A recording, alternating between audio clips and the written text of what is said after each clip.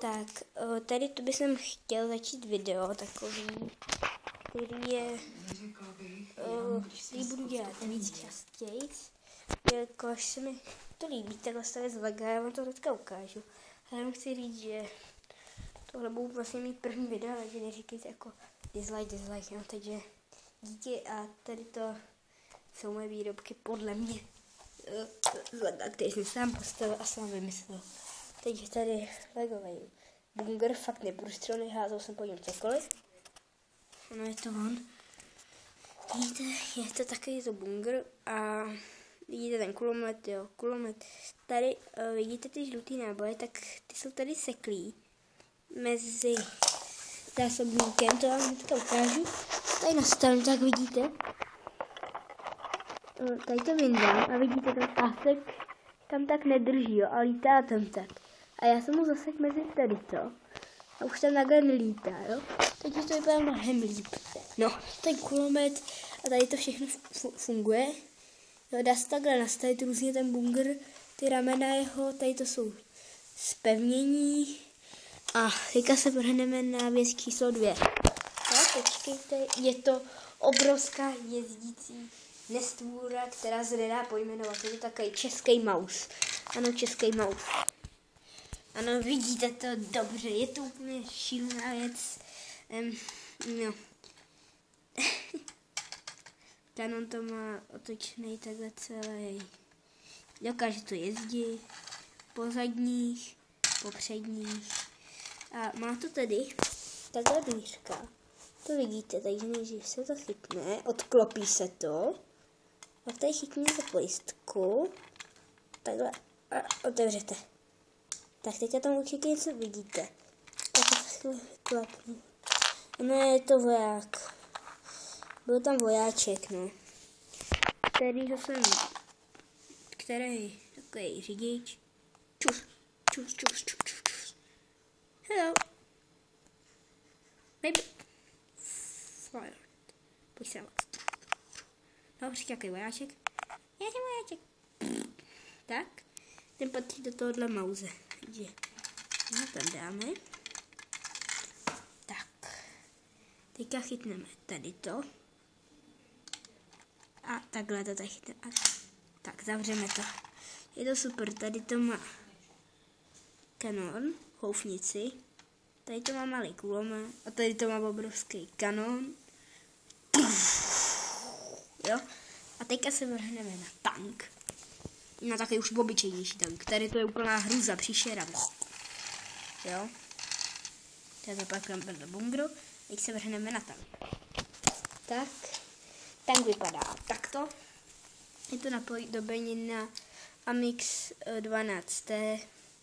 Tenhle tank už je trochu hostější, no. Je trochu lepší, takový, už je takový fakt jako pěkný, no. Takže je to asi můj 15. prototyp, nebo kolikátý. Já jsem takovýhle tančíků už postavil hodně. Jo, umí jezdit, otáčí si, věž. Má kanon hezký, který je tam zabudovaný. Jo, nějak takhle, že tady se to chytne, tady to ze spoda. Takhle se sem dá věž, jo. To je normální otáčítko. To se na to dá. Počkat. Jak natáčím ještě. No. Jo, tak je to tam. Až to chytnu přímo a tak tahám nahoru, tak vlastně jsem teďka sundal z toho ty části, jak vidíte, které jsou nejdůležitější. Což jsou jakoby přiklopce, který chrání ten hořešek. Tak takhle tady se stavím ten přiklopec, ano. Takhle vypadá ten přiklopec. A teďka, když jsme si ukázali, jak funguje ten kanon. Takže ten kanon je tam připevněný, takže tady je ta kostka, teď to jenom vyndám. Tady vidíte tady tu desku, jo. Tak tu desku, to tady odloupnu, hnedka vám to ukážu. Počkejte vteřinu. Tak, když odloupnu, tak tady vidíte základovou desku, no. A od ní to začíná. Pod tím ještě to šedý. To vám taky ukážu, počkejte. A to musím dát ještě hlavní půzce, ty vám ještě taky ukážu samo sebou. A jakmile jsem dám hlavní půzce,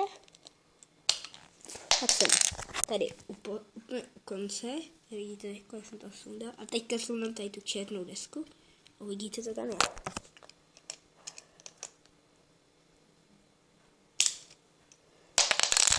Ano, jak vidíte, je to normálně přikrytý, tedy v tom je ten kanon, no.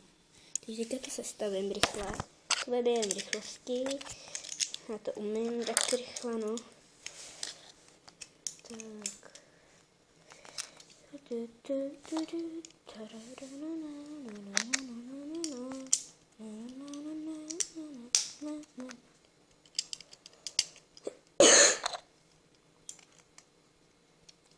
And just great, slowly, and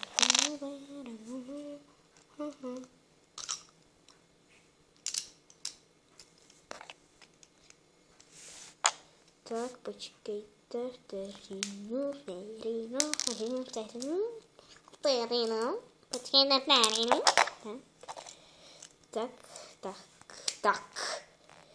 tak, zvěrky do sektoru A1 Jarmilu. Si dělám srandu, si dělám sračku.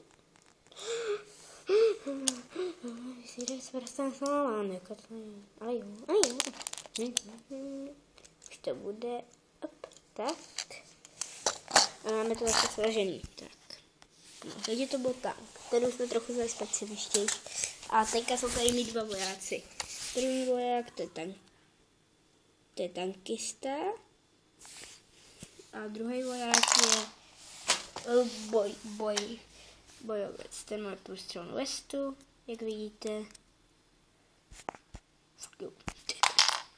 No a to je vlastně armáda, kterou jsem sám postavil, sám vymyslel, takže a to je celý video, takže díky vám za shlédnutí a zatím čau.